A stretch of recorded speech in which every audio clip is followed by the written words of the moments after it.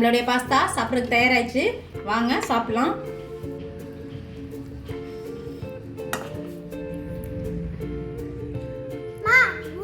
Pasta செம்ம டேஸ்ட்ல வேற லெவல்ல.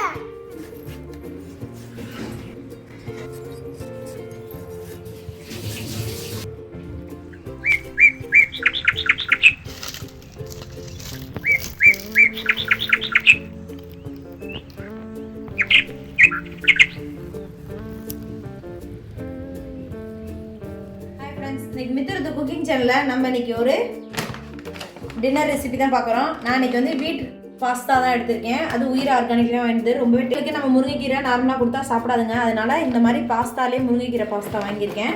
இப்போ அதுக்கு தேவையான இன்க்ரீடியன்ட் சொல்லிடுறேன். ஒரு சைஸ் பெரிய வெங்காயம் சின்னதாக அந்த மாதிரி கட் பண்ணி வச்சுருக்கேன். கூடவே ஒரு தக்காளி, பச்சை மிளகா 2 பச்சை மிளகா, வெள்ளைப்பூடு ஒரு 5 பல்லு வெள்ளைப்பூடு நைஸாக சீச்சு வச்சுருக்கேன். கேரட்டு, கொத்தமல்லி, கருவேப்பிலை.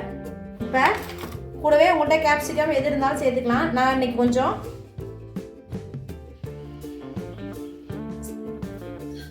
ஆனியன் ஸ்ப்ரிங்கிள் கொஞ்சம் வீட்லேயே இருந்துச்சு, அதனால் எடுத்து வச்சுருக்கேன். அது கூடவே ஒரு மில்கி மிஸ்ட் சீஸ் எடுத்து வச்சுருக்கேன். இதுக்கு தேவையான மசாலா பொருள் பார்த்துடலாம். மல்லித்தூள், மிளகாய்த்தூள், ஜீரகத்தூள், கொஞ்சோண்டு மஞ்சத்தூள், கரம் மசாலா, இஞ்சி பூண்டு பேஸ்ட் 1 டேபிள் ஸ்பூன். அடுப்பு பற்ற வச்சுக்கிறேன். தண்ணி நல்லா சூடாகட்டும். இதில் ஒரு 1/2 டேபிள் ஸ்பூன் அளவுக்கு சால்ட் சேர்த்துக்குவோம்.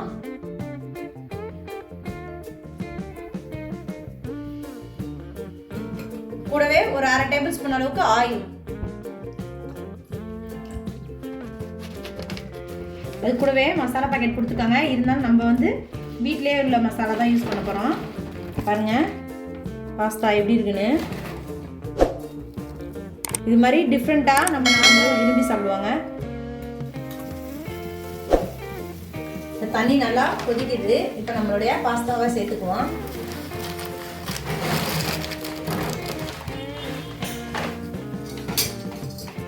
நல்லா ஒரு கரண்டி வச்சு கிண்டிடுவோம். ஒரு 5 நிமிஷம் நல்லா குக் ஆகட்டும்.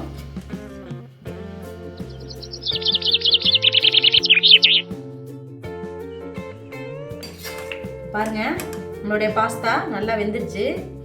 நல்லா வெந்து இது பாருங்க. இப்போ இதை நல்லா வடிகட்டிக்குவோம்.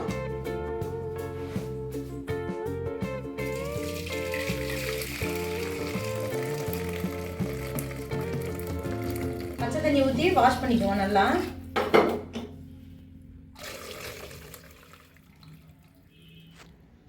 இப்போ அடுத்த கடாய் வச்சிட்டோம். இதுக்கு தாளிப்புக்கு ஒரு 2 டேபிள் ஸ்பூன் அளவுக்கு எண்ணெய் சேர்த்துக்குவோம். இப்போ நம்ம கடாய் நல்லா காஞ்சிருச்சு. இப்போ நம்ம கட் பண்ணி வச்சுருக்க வெள்ளை பூண்டு இருக்குது பார்த்தீங்களா, குட்டி குட்டியாக, அதை நம்ம எடுத்துக்குவோம். நல்லா வதக்கிக்கலாம். குட்டி குட்டியாக நறுக்கி வச்சுருக்க பச்சை மிளகா,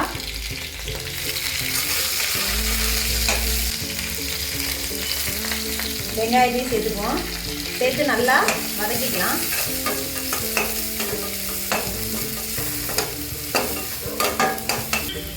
இப்போ வெங்காயம், பச்சை மிளகாய் எல்லாமே வந்து நல்லா வதங்கிடுச்சு பாருங்க. பூண்டெல்லாம் நல்லா கோல்டன் ப்ரௌன் ஆயிடுச்சு.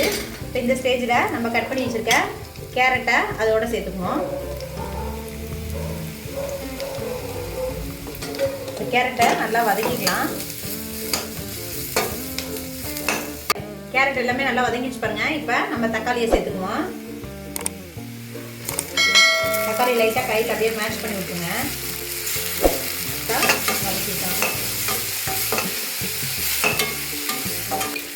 தக்காளி லைட்டாக வதங்குறதுக்கு மசாலாவுக்கு ஒரு 1/2 டேபிள் ஸ்பூன் அளவுக்கு சால்ட் சேர்த்துக்குவோம்.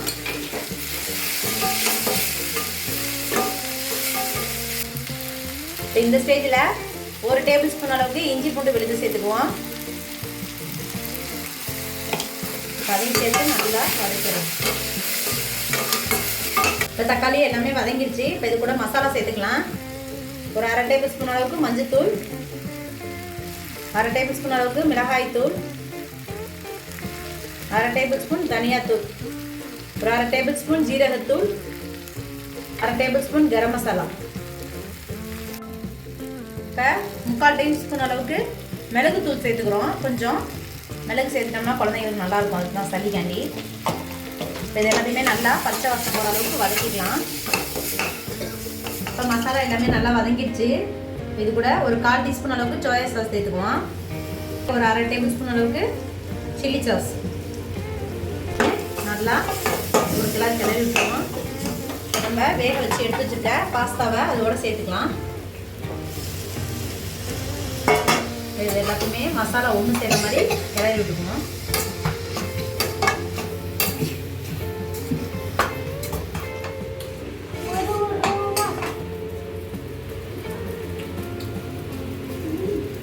மசாலா எல்லாமே ஒன்று சேர்ந்துச்சு. இந்த ஸ்டேஜில் நம்ம எடுத்து வச்சுருக்க ஒரு கொத்து கருவேப்பிலை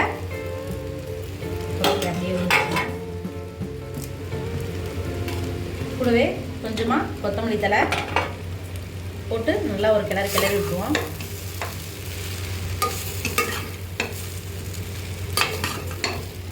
இது கூடவே லைட்டாக உங்கள்கிட்ட கஸ்தூரி மெத்தி இருந்தால் ஒரு பிஞ்ச் அளவுக்கு கஸ்தூரி மெத்தி, கூடவே கொஞ்சமாக சில்லி ஃப்ளேக்ஸ் நான் வீட்டிலே தாங்க ரெடி பண்ணி வச்சுருக்கேன். இப்போ நம்ம பாருங்கள் அதை கொஞ்சம் சேர்த்துக்கிறோம். கூடவே நம்ம எடுத்து வச்சுருக்க ஆனியன் ஜூஸ் அதையும் கட் பண்ணி போட்டுக்குவோம். ஸ்ப்ரிங் ஆனியன்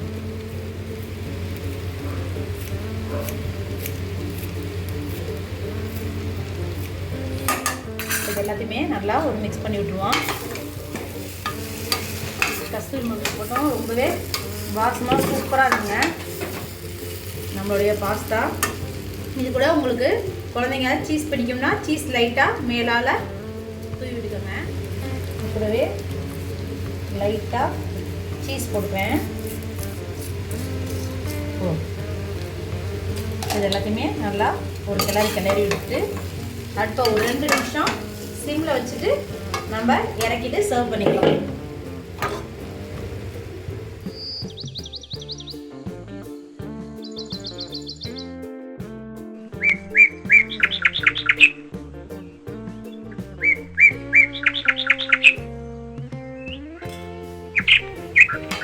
அவ்வளோதாங்க, நம்மளுடைய சூப்பரான ரொம்பவே ஹெல்த்தியான முருங்கைக்கீரை பாஸ்தா ரெடி ஆயிடுச்சு.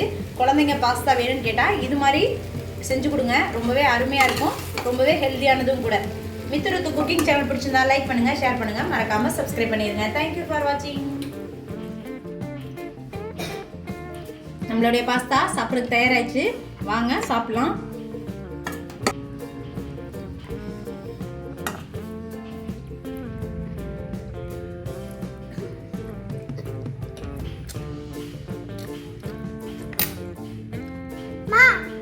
பாஸ்தா செம்ம டேஸ்ட்ல வேற லெவல்ல செம்மையா இருக்குமா. முருங்கை பாஸ்தாமா உங்களுக்கு பிடிச்ச மாதிரியும் இப்பதான் ஃபர்ஸ்ட் டைம் சாப்பிடுறேன். மித்து சப்ஸ்கிரைப் பண்ணுங்க, லைக் பண்ணுங்க, ஷேர்